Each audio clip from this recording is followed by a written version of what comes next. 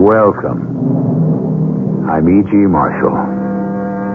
Hypnosis has fascinated mankind for centuries, particularly since the 1700s, when Franz Mesmer, a Viennese physician, used his hypnotic talents to heal the sick.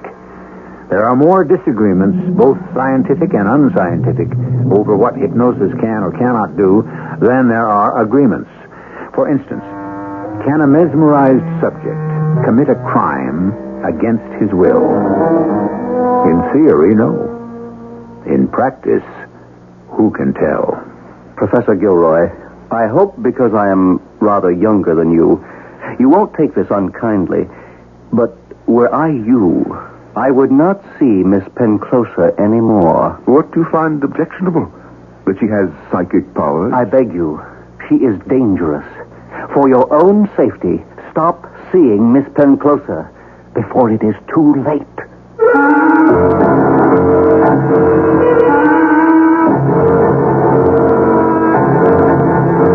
Our mystery drama, The Parasite, was adapted from the novel by A. Conan Doyle, especially for the Mystery Theater by G. Frederick Lewis, and stars Norman Rose. It is sponsored in part by Buick Motor Division and True Value Hardware Stores. I'll be back shortly with Act One.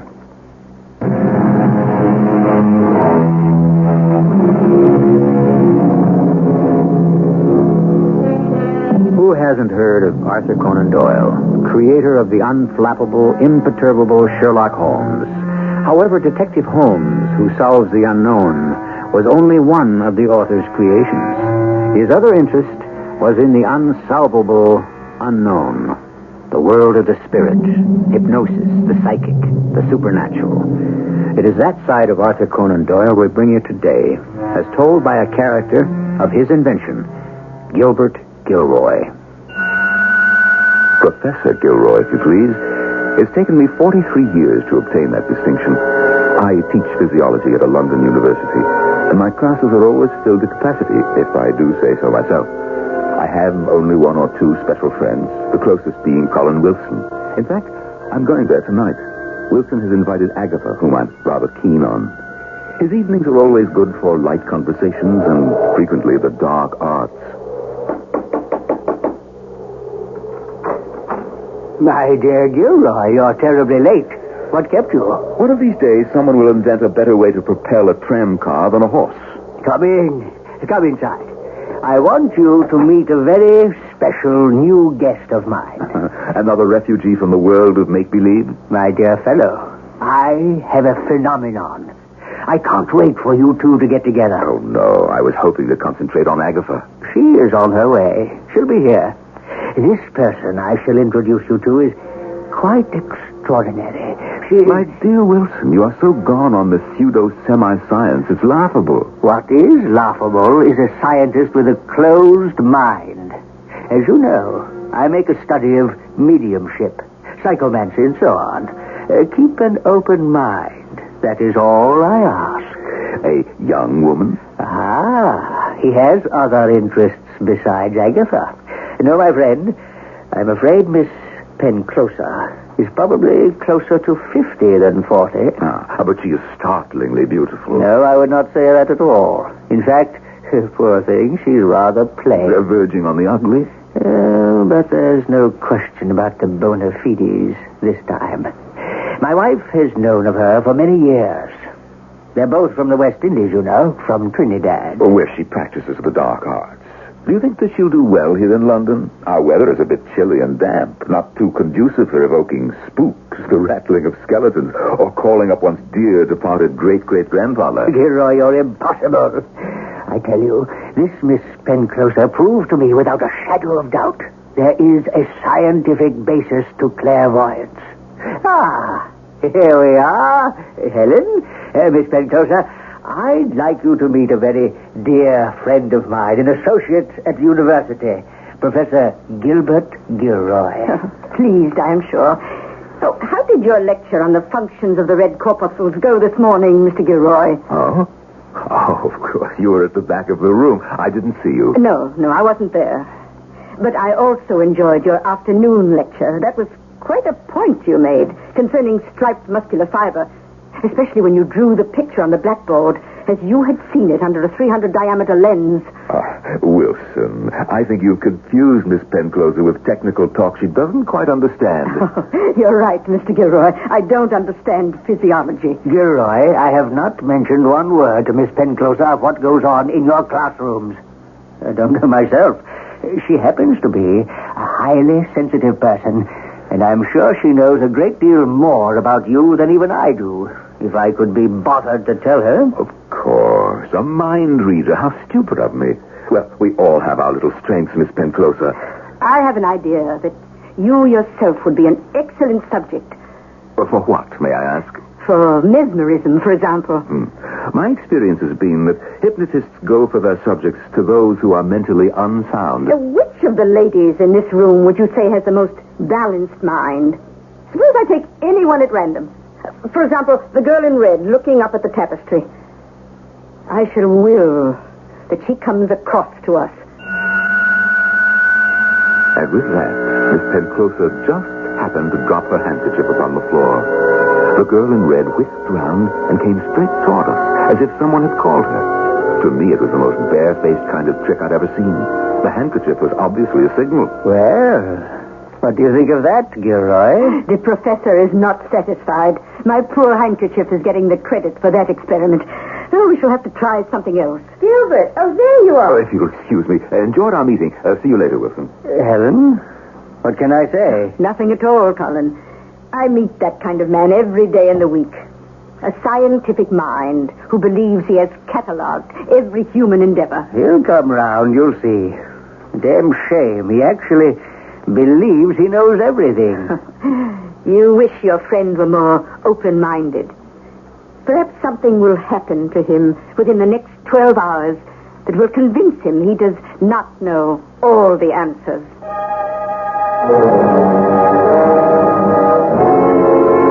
Agatha, darling, Wilson cornered me to meet some dreadful woman who pretends to do mental magic tricks. I apologize. Of course, Gilbert.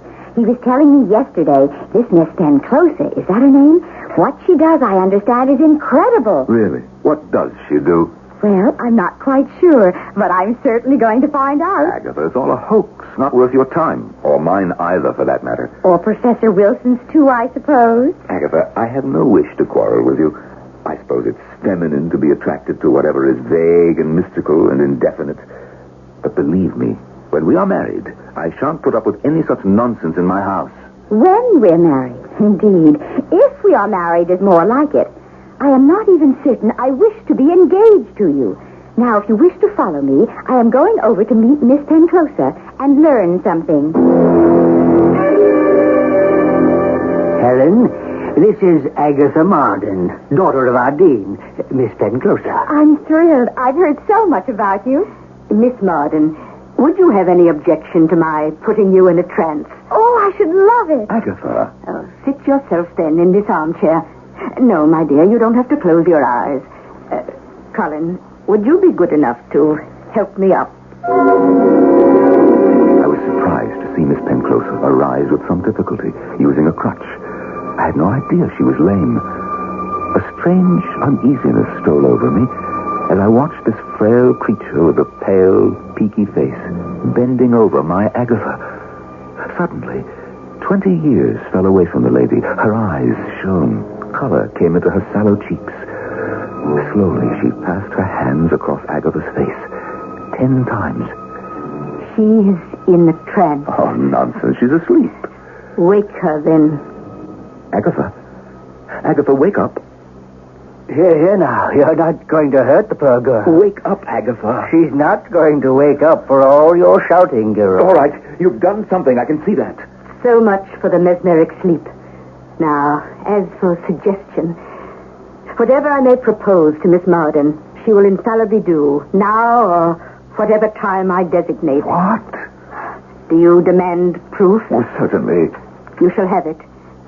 Cullen, take Professor Gilroy aside while I whisper instructions to Miss Marden. Over here, Gilroy. Well, what do you think now? I admit I thought Agatha harder to hypnotize than that. I wonder why Miss Penclosa thought you'd make an excellent subject. I should like to see her try. Let's go back. Miss Penclosa is signaling us. Awake, Miss Marden. Wake up. What is it? Gilbert, what's the matter? When's Miss Penclosa going to begin? Well, why are you looking at me so strangely? What bothered me the most, I guess, was how easily Agatha seemed to lose control over herself. For some reason, I could not look directly at Miss Penclosa, as if there was some kind of electric vibrations there. Agatha and I decided to leave shortly afterwards and have coffee somewhere. I bid Wilson good night, and as I went to Miss Penclosa to do the polite thing, she handed me something. Pray forgive me if I have taken certain means to overcome your skepticism, Professor Gilroy. Take this note. But I ask you not to open it until 10 o'clock tomorrow morning. It's a little private test of mine.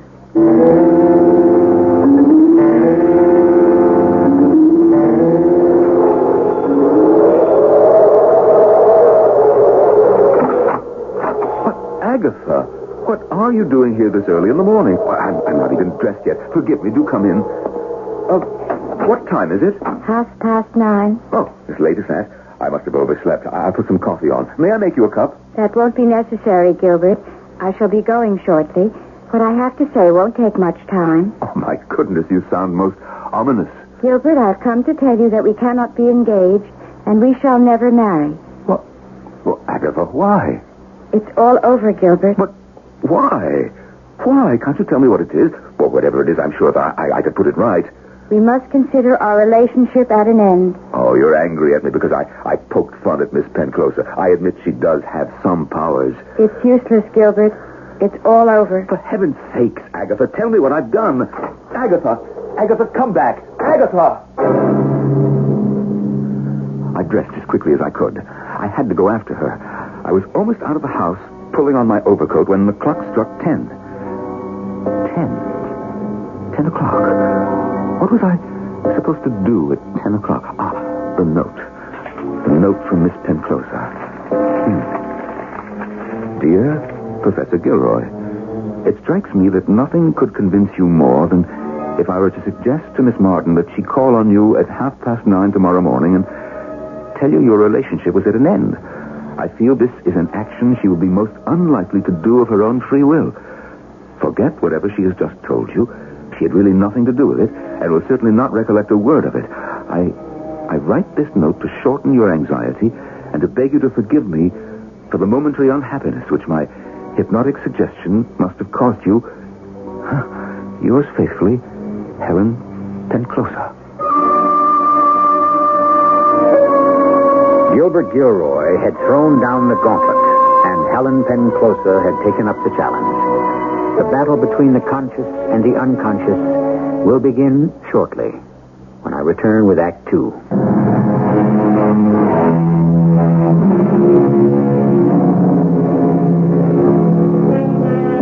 The science of unconscious awareness is even today, almost a century since Conan Doyle wrote this story, far from exact. There are as many contradictions as there are qualified practitioners. And even though the British and American medical associations have approved the medical use of hypnosis, there will never be a 2 × 2 = 4 explanation. Not so long as man can dream and hope and love. Why Agatha had become such a willing victim, I had no idea. How Miss Penclosa could have reduced this sensible girl to an automaton was beyond me.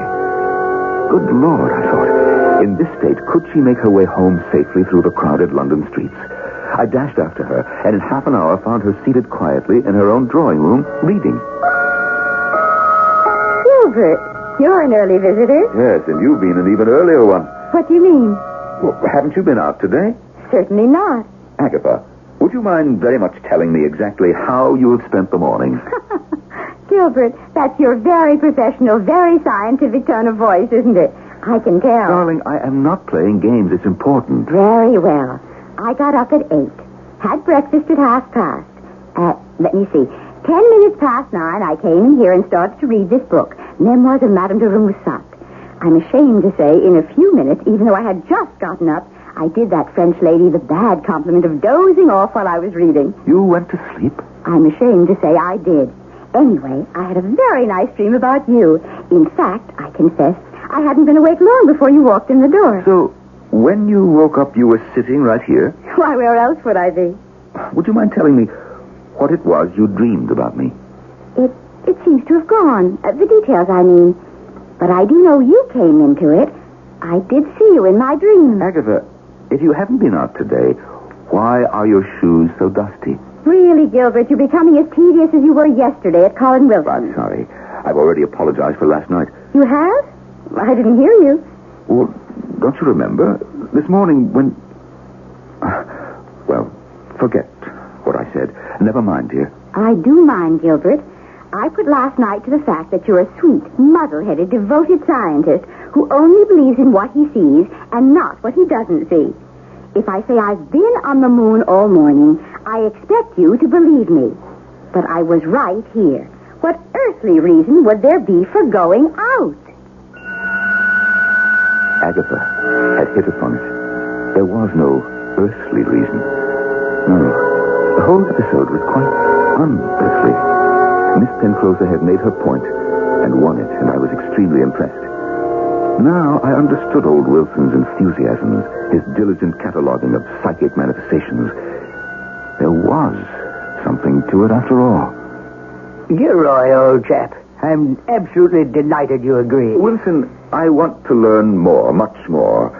Now, I'm going to seek out Miss Penclosa and beg her to experiment in my presence so that I can make, detailed observations. Knowing you, Gilroy, if there's a scientific formula in all this, you'll find it. Yes, I plan to call on her as soon as I leave here. Wilson, would you be good enough to give me her address? No, Professor Gilroy. I had no direct influence on Miss Marden the morning she came around to you. I wasn't even thinking of her that morning. What I did was to set her mind, as I might set an alarm clock, so it would go off at a certain time. If I had set it to go off in 6 months instead of in 12 hours, it still would have been the same. To the minute? Well, that's hard to believe. Oh, don't put this power of mine on a pedestal, Professor. Autosuggestion. Believe me, it's only the fringe of what the mind can do. Well, supposing you had suggested that, will she kill me? There no one knows for certain. It is said no one can be forced to do something against their moral convictions. But very often you don't even know what your moral convictions are. You hide them. Do you have such a power? To incite to kill? I believe I do, although I have never exercised it. Oh, that's a terrible power. If I have a good subject, then I do have complete and total control over his will. And you have done this? Several times. Is your own will so strong? I was born with it. I have the gift of projecting into another being. Well, when you do this, what happens to you? I become weakened, lethargic. Always? It depends. Sometimes I know I'm flirting with death. One has to be extremely careful never to let your own consciousness absolutely go. Otherwise, you might not find your way back. Yes. Oh, yes, that's fascinating. You must always keep a connection, a lifeline between yourself and your subject. Oh, shall we start? You mean you wish me to place you in a trance? Well, I've left my notebook open, the date on the page, pencil. Oh, Miss Penclosa, I'm quite in earnest. Oh, well, sit where you are. Lean your head back, and we shall begin. Oh, by the way, if I'm to call you Gilbert, you must call me Helen. I am passing my hands in front of your face. Long waves of thought. What do you feel, Gilbert? Well, it's as if... Yes. Every time your hands sweep in front of me, a warm current of air comes at me. Just a warm current of air. Nothing more. No. More. Much more. It's entering into me.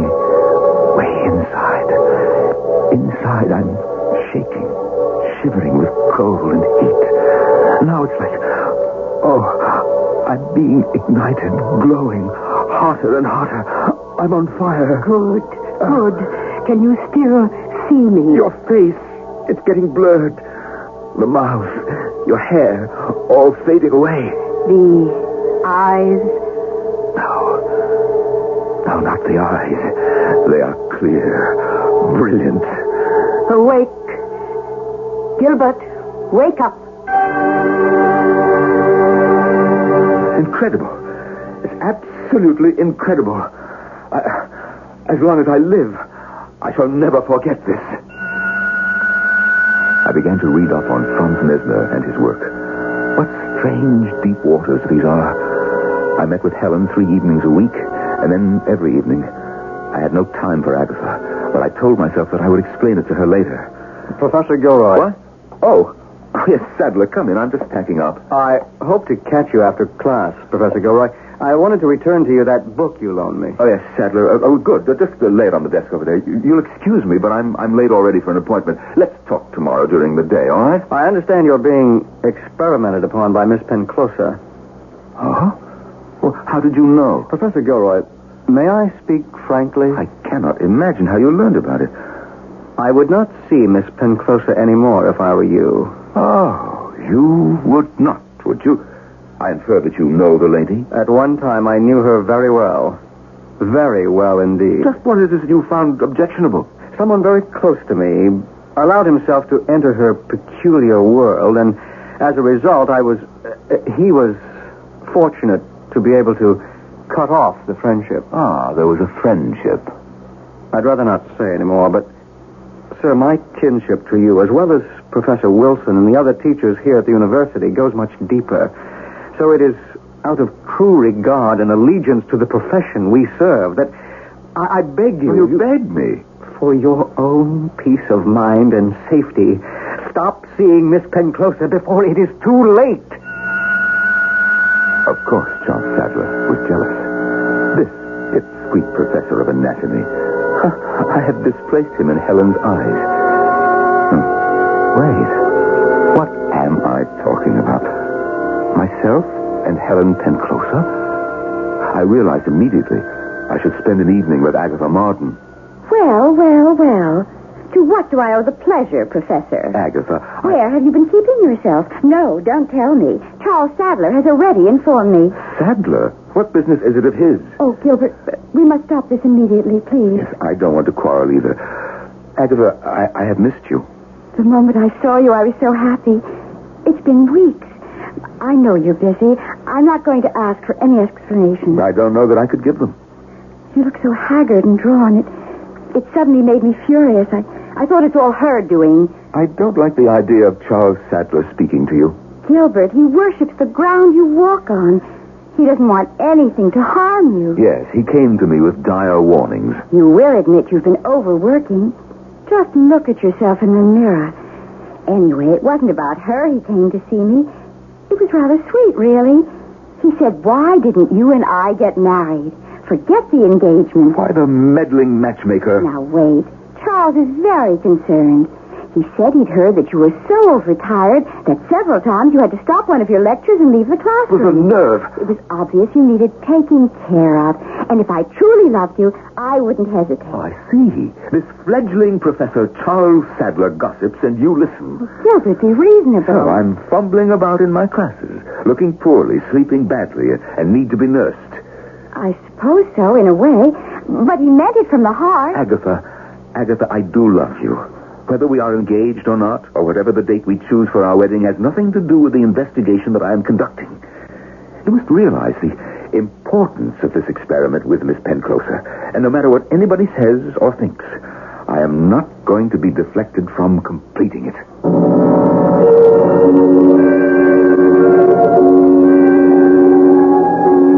A warning from a fellow teacher, a plea from the girl he wishes to marry. But it falls on deaf ears. How deeply is Gilbert Gilroy already enmeshed? Is he more mesmerized than he knows? Is his heart also being hypnotized? As Charles Darwin once said, science can only remain scientific if it is unemotional. We shall see when I return shortly with Act 3.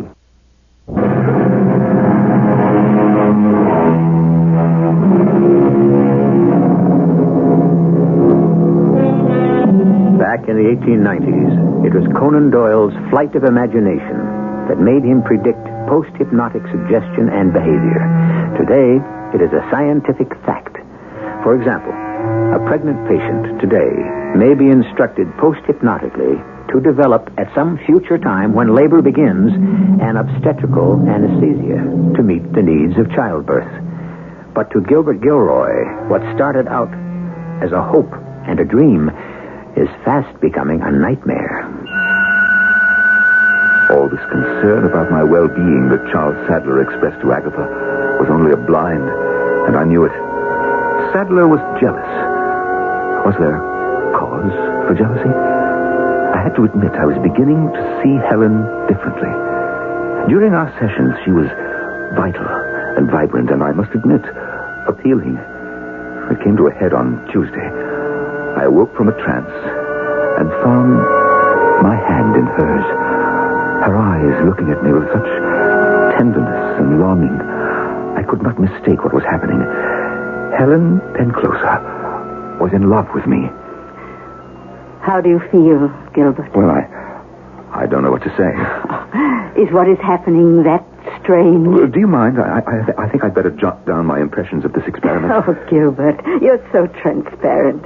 The way you quickly disengaged your hand from mine. What? I don't know what you're talking about. No, I should be leaving. I have some term papers to correct. Gilbert, sometimes there is a force generated between two people which has a life of its own. It is born, it breathes, and nothing can stop it. Actually, I'm more exhausted than I thought. I suppose that's why I'm not able to understand you. Oh, Gilbert, that force is called love. Are you saying... I am saying we have become very close in the past month. No, you're quite mistaken. I've given my heart to Agatha. There's no room for anyone else. Oh, yes, she's a nice, ordinary girl, but not for you. If you will forgive me, Miss Penclosa, I must leave. I let myself out. Gilbert, you cannot escape the truth. Don't try to. I have opened my heart to you. I don't take well to being rejected. Helen Penclosa thinks she is in love with me. It's monstrous, but it is true. When I am away from her influence, this poor, crippled creature possesses not the slightest charm for me.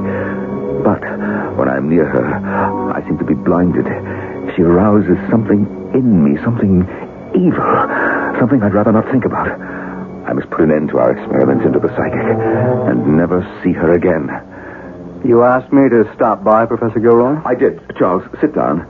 Do you remember coming to see me some weeks ago and warning me that for my own good I should not see any more of Miss Penclosa? Now, I appeal to you now to tell me what you know. I see. You too, huh? Yes? I didn't say anything. I know you didn't, Charles, but I want you to. There's nothing to say. Help me. Do you remember telling me of someone close who'd had an unhappy experience with Helen Penclosa? Well, you see, the identical thing has happened to someone I know very well. This man is about to become engaged to one of the sweetest girls in England. Yet he finds himself completely influenced by this woman. He has tried not to see her, but at night there is this gnawing at him that won't let him alone. She is not an attractive woman, in fact, crippled, but I know the lady. This power emanating from her, well, he is like a puppet. I see. You don't see. This man, this friend of mine, what can he do? You have had experience, you said. I've told you all I could. Your friend must break with her. There is no other way. What? Is that all that you can tell me? Professor Gilroy, what I know is so painful to me. I have had to remove it completely from my memory. I wish you the same luck, sir. I know very well that about 8 o'clock tonight, the craving to see her will come upon me. By 10 o'clock, it will be torture.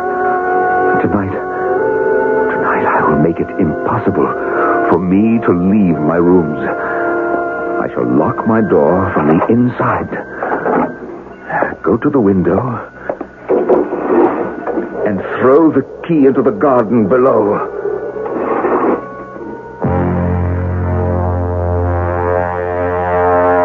The next morning, I was lucky that Colin Wilson happened to be passing by, and I asked him to throw the key up so I could get out. What is the meaning of all this, Gilroy? You locked in the key down in the garden? Oh, Collins, it would take too long to explain. We've become very worried about you. Some of your students... Yes, don't remind me. But from now on, things will be different.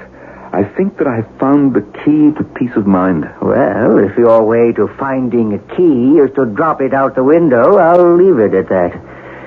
By the way, how are your experiments with Miss Penclosa progressing? I meant to tell you, I have discovered a new man, a sensation in his field. He's an Indian, heads their psychical society. He's coming to the house tonight.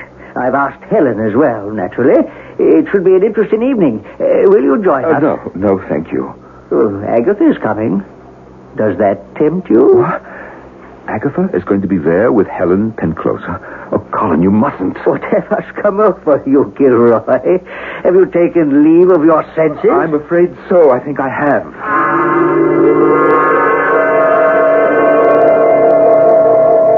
Not go tonight to Colin Wilson's party? But why ever not, Gilbert? Because I can't be there. I'm sorry about that, but we don't always have to make public appearances together. Agatha, I want you to do one thing for me. When you see Helen Penclosa, you must promise me never again to allow her to hypnotize you. But just the other day you told me how important what you were doing with her was, and how nothing would stand in your way. I know, but I have changed my mind since. You stopped the experiments? For good? Yes, I have. Oh, I'm so glad. You cannot imagine how pale and worn you've been lately, and so strange. I'm convinced these sessions, this hypnosis or whatever it is, has been very bad for your nerves. Darling, I couldn't agree with you more. No problems last night at all. No locking myself in, because I knew Helen was at Colin Wilson's. But tonight, there may be trouble. For one thing, I ran into Wilson on the campus, and he told me Helen had fallen suddenly faint and had to be taken home. A coldness gripped me from head to toe as he talked. That same freezing fear is at me now. 1 o'clock in the morning. I shall go mad. I'm not far from it now. My head throbs. I'm shaking as though in the throes of a fever. The key. Where is the key? I must lock myself in. There is no key. Let go of me. Let go. Oh, my feet are taking me to the door. No. Who am I? Why am I doing this? I'm two people. An alien will forcing me out the door, and my other self trying to hold back. It's no use. I'm lost. No. I knew you would come, Gilbert. I heard that you were ill. I had to see you. You came because you love me. Yes. Say you love me, Gilbert. I love you, Helen. Oh, that is good. So good. What is it, darling? Okay. Carry me to the sofa. I'm so weak. So much of me has gone out to you, is in you. I'm trying hard to come back, but it is hard. So hard. Her face, which had been pale before, was now ghastly. As I watched, my own spirit struggled to free itself from her will. As she lay there, somehow, I was able to regain my soul. I felt free of her. I have tried to do too much. Your absence. I couldn't live without seeing you. Oh, stop it. Brandy. Give me some brandy.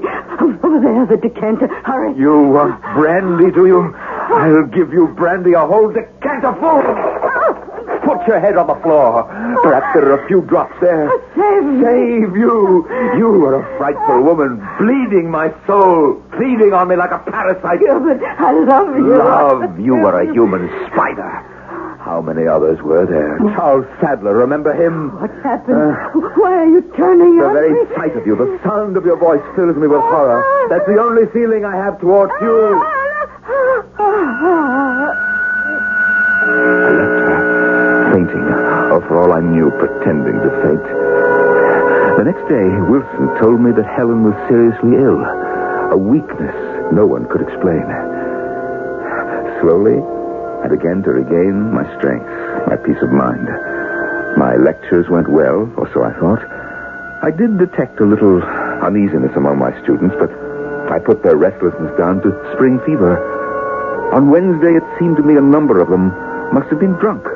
They were laughing outright for absolutely no reason. Gilroy, good of you to see me. What are you talking about, Wilson? Good of me. May I sit down? You sound so serious. If it's about the Penclosa woman, well, that's all over. My little foray into psychic experimentation, nothing to it.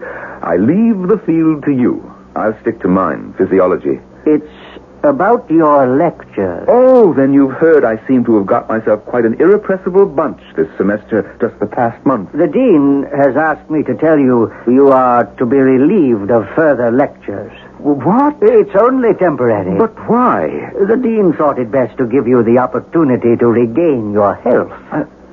I'm not to give any more lectures.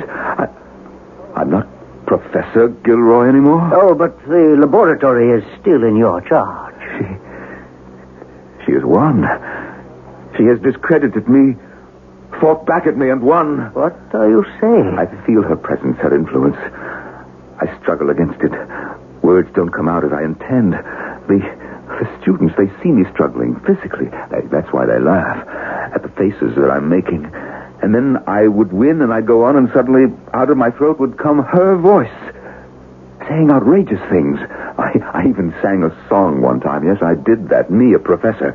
And then my brain clears again, and I finish my lecture as calmly as I began it. What you've told me, Gilroy, I'll regard in strictest confidence. You will get well, I'm sure of it. Does the dean think so? He doesn't doubt it. And his daughter, Agatha, what will she think when she learns that I've been fired? You haven't been fired. Agatha is all for you getting a rest. Until I introduced you to Helen Penclosa, you were on your way to a brilliant career. It will continue. No, not while that parasite soul is alive. I'll tell you something strange, Wilson. For no reason in the world, suddenly, at 10 o'clock this morning, I felt as though a great weight had been lifted from my shoulders. I thought that I could start anew. I could face anything. Well, now I know that I was mistaken. It's her life or mine. Didn't you know? No, of course not. How could you? This morning, Helen Penclosa passed away. Oh, no. Is that true? Yes. This morning, at 10 o'clock. It has not to this day been proven that a person hypnotized could not commit some fatal act. Numerous scientific studies say it is impossible, but not all. Each study discredits the other. None is definitive. But what if the hypnotist dies? Has the process been reversed? Is that murder? Suicide? Accidental death? Think about that until I return shortly.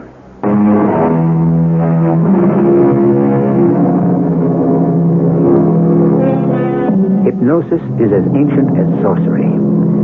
It became a science when Franz Mesmer, a Viennese physician, used it to heal his patients. After him, the word mesmerism was coined. He has written, "There is an occult force that binds doctor to patient, a chain of many links that is broken only by death.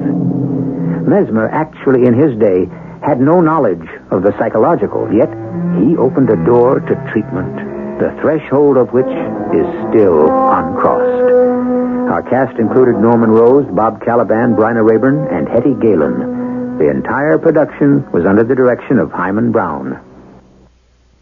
This is E.G. Marshall inviting you to return to our Mystery Theater for another adventure in the macabre.